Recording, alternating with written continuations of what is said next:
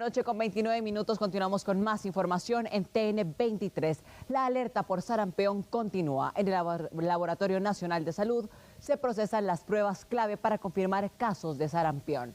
Con la capacidad para procesar las muestras, y expertos explican el procedimiento y comparten recomendaciones vitales para poder prevenir los brotes.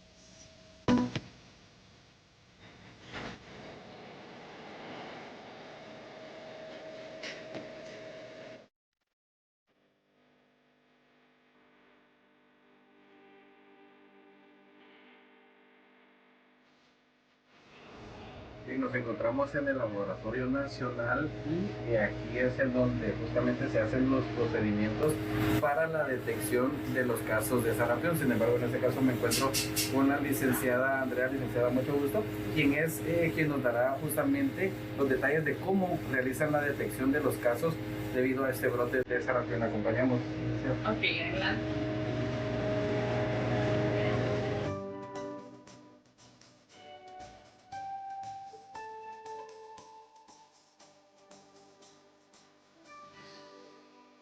Ok, aquí en el Laboratorio Nacional contamos con una ventanilla donde está el personal técnico encargado de recibir todas las muestras que vienen procedentes de todos los hospitales nacionales y centros de salud, en general de todos los servicios de salud de Guatemala, ya sea privado o público. Ellos son los encargados de trasladarnos las muestras a la unidad, donde contamos también con personal técnico y profesionales que se encargan ya del proceso de las muestras. Hacemos dos tipos de análisis. Hacemos un proceso serológico, que en lo que buscamos ahí es la detección de anticuerpos IgM e IgG contra el sarampión. Para eso utilizamos muestras de suero. También el otro procedimiento que hacemos es un RT-PCR en tiempo real, donde buscamos directamente el virus, si hay virus o no está el virus, la ausencia o presencia del sarampión. Y para eso utilizamos muestras ya sea de hisopado nasofaringeo u orina. Lo ideal es que siempre traigan los tres tipos de muestras: suero, hisopado nasofaringeo y orina. En este cuarto realizamos los análisis serológicos, es donde se hacen las ELISAs, donde se detectan los anticuerpos IgM e IgG contra el sarampión. Ese es un proceso que se va a hacer porque trabajamos diferentes ELISAs. Trabajamos 4 tipos de ELISAs: los IgM para sarampión y rubiola, que es la vigilancia que se lleva acá, y el IgG, que digamos el IgM nos va a decir que la enfermedad está actualmente activa, y el IgG nos va a servir para saber si la persona está con. Entonces estos son los que vamos a trabajar ahorita. El proceso ahorita es hacer la dilución, pero primero lo que hago yo es colocar el reactivo para que el reactivo no tenga contacto con muestras hasta que ya empiece yo, ¿verdad? Los reactivos madres. Un resultado IgM positivo nos indica que la persona está teniendo la infección recientemente, y un resultado IgG positivo nos indica que la persona estuvo inmunizada anteriormente o bien que ya había presentado la infección. De igual forma, el IgG al momento de una persona estar enferma empieza a elevarse significativamente. Si trabajamos en conjunto con la Dirección de Epidemiología y Gestión de Riesgos, ya que ellos son nuestra contraparte, y en conjunto estamos dando respuesta al brote que actualmente tenemos del sarampión, igual que con el programa de inmunizaciones. Y también la OPS nos ha estado apoyando en todas las actividades que se están haciendo actualmente. Ok, estamos en el área de serología y justamente pues vamos a ver el procedimiento, y la licenciada nos va a explicar un poco de parte de ese procedimiento que se realiza con las pruebas. Es importante mencionar y una situación que pone de cierta forma en alerta a las personas es que, por darles un ejemplo, las pruebas de COVID, por ejemplo, este virus podría contagiar a 4 o 5 personas. Sin embargo, si la persona no está inmunizada en cuanto al sarampión, el riesgo es mayor, tomando en cuenta que al momento de tener esa enfermedad se podría contagiar alrededor de 18 hasta 20 personas. Entonces veamos parte de estos procedimientos. Si nosotros obtenemos un resultado IgM positivo y no tenemos otras muestras virológicas para hacerles PCR en tiempo real, le solicitamos una segunda muestra para saber si realmente esa persona está enferma o no. Una segunda muestra es decir, que confirmamos o descartamos el caso haciendo una seroconversión de la IgG, es decir, comparando la IgG de la primera muestra y la IgG de la segunda muestra. Si hay un aumento significativo, confirmamos el caso y si no lo hay, ya descartamos el caso. La preocupación realmente es que hay muchas áreas que no cumplen con la cobertura de vacunación. Esto quiere decir que no están vacunando a los niños y esto puede ser por muchos factores. Tienen miedo a la vacuna, no confían en la vacuna o por muchos otros factores. Y la primera recomendación es que deberían de vacunar a todos los niños. Tienen que vacunarlos para estar protegidos contra el sarampión. Y recomendar a toda la gente que si realmente tienen síntomas como fiebre y rash, acudir a los centros de salud para sus tomas de muestras, que tienen que ser suero, hisopado y orina, que por favor cooperen en dar las muestras para que nosotros podamos hacer un diagnóstico oportuno y así darles el tratamiento debido y que no va a pasar mayor cosa, ¿verdad? Si realmente se diagnostica oportunamente. Verificar los carnets de vacunación, buscar atención ante síntomas como fiebre o salpullido y promover la higiene. Son algunas de las recomendaciones de los expertos. Y recuerden, la vacuna es segura en los centros de atención de salud pública, incluso es gratuita. Y es que una enfermedad que se creía se había erradicado, pues se han visto confirmados varios casos en los últimos meses en nuestro país. Vamos a retroceder en el tiempo para hacer un contexto histórico y entender por qué no debemos bajar la guardia ante esta enfermedad.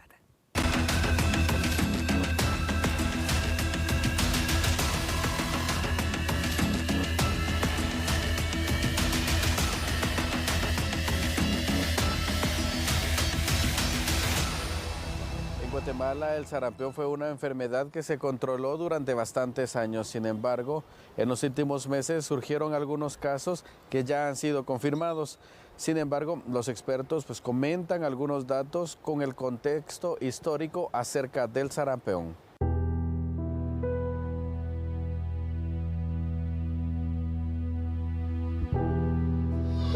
Sí, el sarampión, nosotros en el Hospital Roosevelt tenemos una memoria histórica que tuvimos un brote en 1990 y 1991. Durante el periodo del presidente Vinicio Cerezo fue un brote nacional muy fuerte y tuvimos muchos fallecimientos, principalmente en niños desnutridos. El sarampión, tenemos una alerta nacional de vigilancia y si hay casos, ¿verdad? Es una enfermedad viral causada por un virus que se llama paramyxovirus, morbillivirus, paramyxovirus. Es un virus ARN monocatenario altamente contagioso.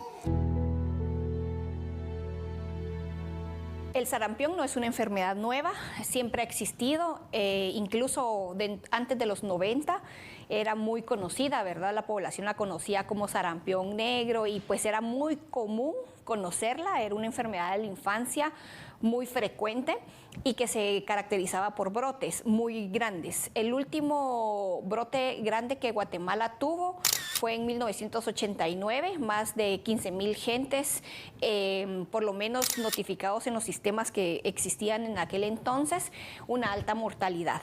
Recordando los casos de los años 90, la mortalidad en desnutridos era muy alta.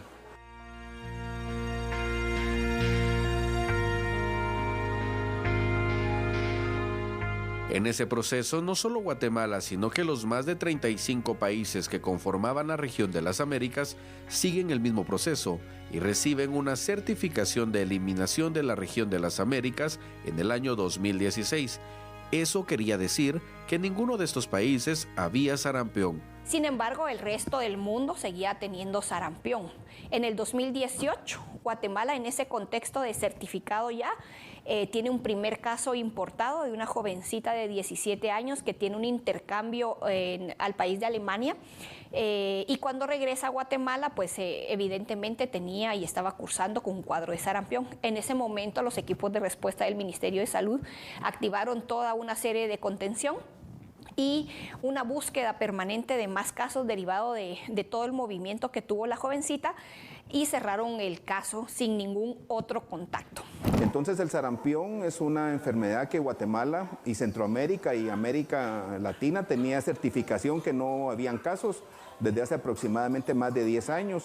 Entonces este es un duro golpe a a la salud pública porque el sarampión tiene una tasa de contagio muy elevada. Por esa razón fue que en este evento religioso de Santiago Atitlán, que llegaron miles de gentes, alguien tenía sarampión y contagió a muchas personas ahí, y los cuales van a ir a sus comunidades a seguir contagiando personas, ¿verdad? En la actividad masiva que hubo en Sololá, vino gente de México y Estados Unidos. Eso hizo de que el compañero de El Salvador que salió positivo, no es que él haya estado enfermo, él estaba expuesto igual que el resto de nuestros connacionales a las mismas circunstancias, a alguien que venía enfermo probablemente, que no identificamos y que en ese contexto y esa participación masiva, pues cualquiera que estuvo en ese riesgo, que no haya sido inmunizado por una vacuna, por un esquema que tuvo que haber cumplido en la infancia, haya encontrado propicio el virus para poder entrar. Datos del Ministerio de Salud muestran un aumento del 20% en sospechas de sarampión este año. A raíz de eso es que aparecen el caso de Petén, el de Escuintla, el de Guatemala, el de Izabal, porque todos tienen un vínculo de esa actividad. O sea, no es algo que se haya salido del control, sino que el mecanismo que el ministerio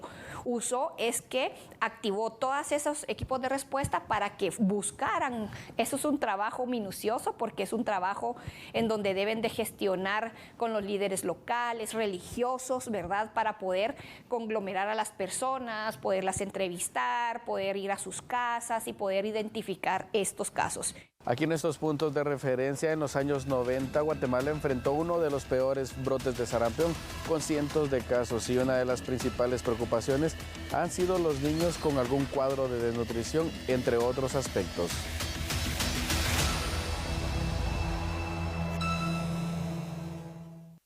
Mucha atención porque los niños menores de 5 años, especialmente sin las vacunas completas o con desnutrición, son los más expuestos al sarampión en Guatemala. Expertos destacan que estos factores agravan la enfermedad, tomando en cuenta que el niño expuesto tiene un 90% de riesgo al contagio.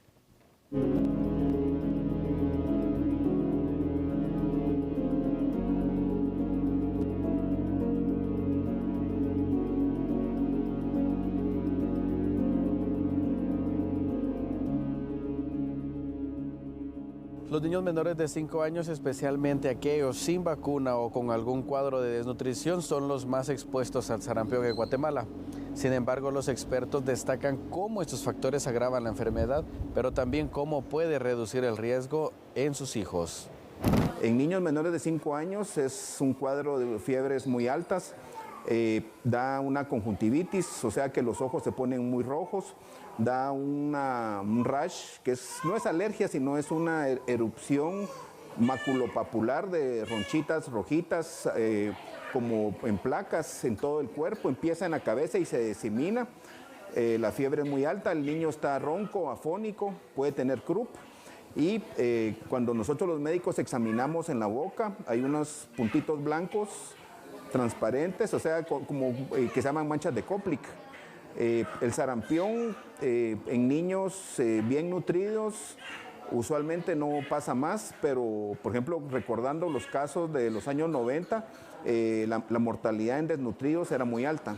En Guatemala, según UNICEF, el 47% de niños menores de 5 años sufren desnutrición crónica, lo que reduce su capacidad para combatir infecciones como el sarampión, que puede causar complicaciones graves como neumonía o encefalitis. Tenemos preocupación con los niños desnutridos porque sabemos que el niño desnutrido, el sarampión tiene una carga viral muy alta y puede hacer un choque séptico con fallo multiorgánico y neumonía extensa. Suponemos que la mayoría de pacientes que pueden tener alguna dosis de vacuna o ser niños bien nutridos, la enfermedad se puede manejar en la casa. El asunto es que sí debe haber cierto aislamiento porque esos niños van a contaminar a adultos que pueden transmitir el virus en otros lugares, ¿verdad? Hay municipios y sitios que tienen más movilidad interna también, más aglomeración, pero tiene también el contexto de la desnutrición, que eso es algo que no podemos dejar de comentar. Los niños menores de 5 años, especialmente aquellos sin vacunas completas o con desnutrición, son los más expuestos al sarampión en Guatemala. Hay poblaciones que pueden ser más susceptibles y en este caso tenemos que recordar a las personas que no tienen un esquema de vacunación completo, ya sea que porque no tienen la edad aún para vacunarse. Hay que recordar que hay edades para vacunación y esto se hace a los 12 meses, la primera dosis de vacuna de sarampión, rubiola y parotiditis, y luego a los 18 meses se coloca esa segunda vacuna que, como insisto, asegura de un 97 a un 99% de protección y es una protección duradera. Esas personas, no solo los niños menores de 5 años, sino también personas adultas, personas con comorbilidades o con algún sistema inmune debilitado y las embarazadas pueden tener mayor riesgo de complicaciones.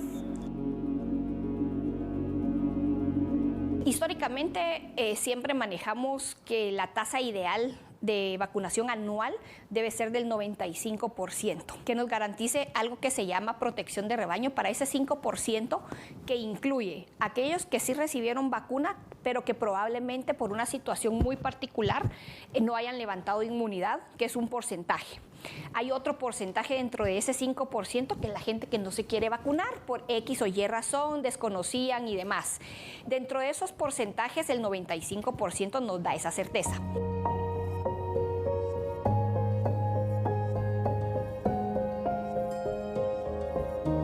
Hay que decir que Guatemala en general tiene por debajo de esos 95% de coberturas. Entonces, más que enfocarnos en uno u otro departamento, lo que tenemos que hacer es encontrar, alcanzar esos sitios en donde se encuentra por debajo de las coberturas del 95%. No solo necesitamos vacunar en momento de brote, como se está haciendo en bloques, sino que asegurar que haya el esquema completo de vacunación, y ese esquema completo se hace a través de 2 vacunas.